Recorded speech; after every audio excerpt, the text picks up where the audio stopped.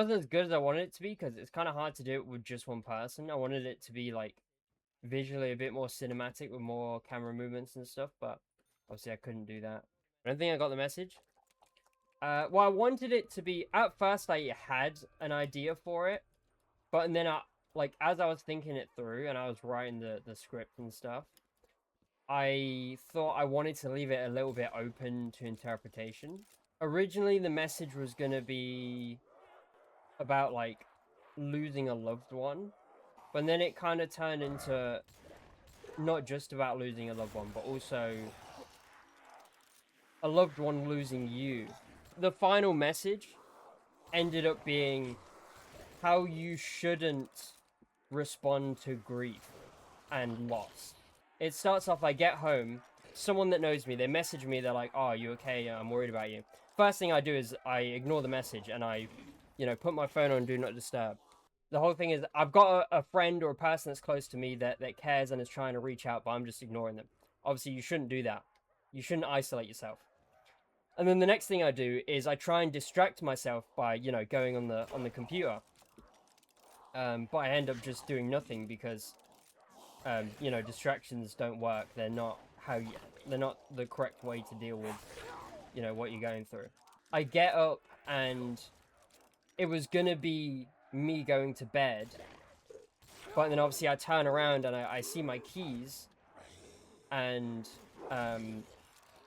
it's like a sheep keychain with the heart on it, and I wanted to kind of focus on that. Have that represent, like, maybe a gift that someone's given me, or like maybe it's from the person that passed away, or like, depending on how you interpret the story is what it is. And then I see that and that just makes me, like, I just kind of break down and leave. And then obviously me leaving could be, again, depending on how you interpret the story, it could be going to do a permanent solution, like you said. It could be whatever. And then obviously the whole time you hear the hospital machines, you hear the heartbeat, there's the fuzz. I'm like zoning out and stuff. But I think leaving it open to interpretation while also having all these things that are meaningful in each interpretation is what makes it work well. But I don't know. I feel like next time I do it, I'd like to get, I'd get some people. I also chose on purpose to have, like, no speech in it, because I feel like that just makes it a little bit more impactful. So I think if I had speech in there, it would remove a bit of that aspect of, like, the openness to it and interpret it however you want, you know? But yeah, if I did it again, I'd like to get, more people. An actual budget would be decent. I've definitely got some other ideas of things that I'd like to do. I think the main reason for me wanting to do this, I mean, I wanted to do this for a long time anyway. But obviously, with Obsession and, like, the Backrooms film that came out, I feel like that's just made me want to do it even more. The thing is with doing a horror film is that the way I wanted to do a horror film, like the way that for years I've thought about doing a horror film, is almost like most of my ideas were implemented in Obsession. Like, a lot of horror films, they do jump scares. Sometimes they do people standing, in shadows, but it's like, I feel like when main horror films do, like, people in shadows, it's still kind of like a jump scare because you're looking around and you go, "Oh, there's someone in that shadow," and then that's it.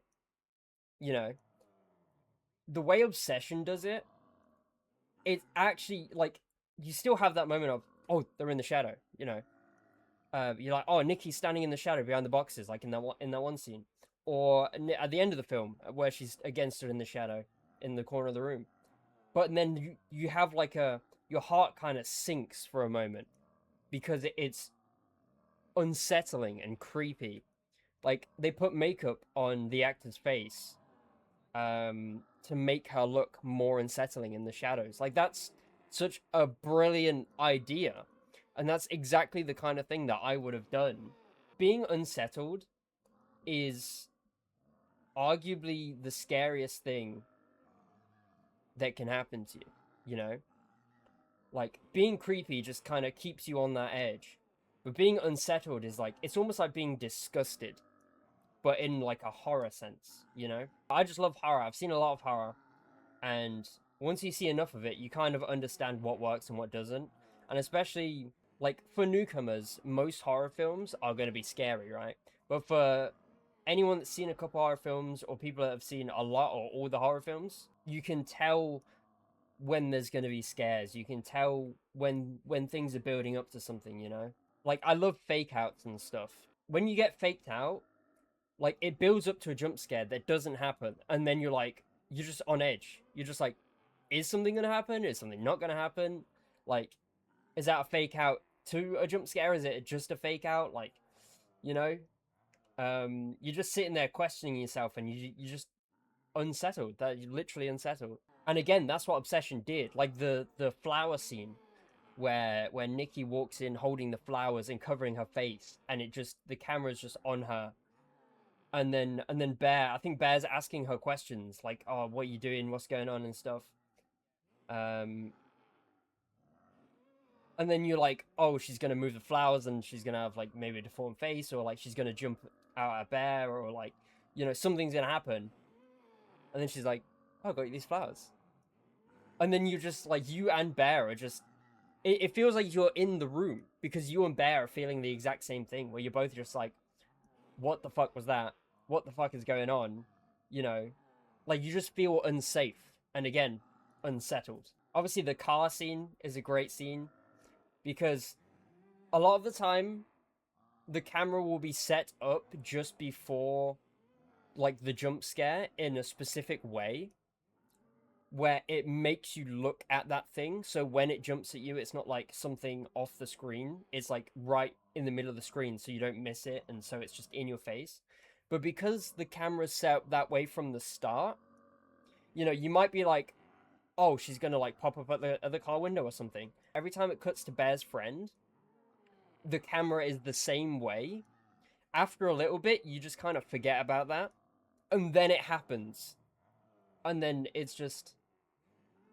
And even if you don't forget about it, like even if you're still like, "Oh, you know, the camera's set up this way for a reason, something's gonna happen," you still just don't know when, and you don't know how, you don't know where. It could be like Smile, where she walks up to the car and then something happens, or it could be like how it is in the scene where she just basically just runs up like in a split second. It's just perfect. It's just such a good film, and it's exactly how I would make a horror film. You know, one day I would love to do that. Obviously, I did 5 years of drama, so I've got the beginner stuff.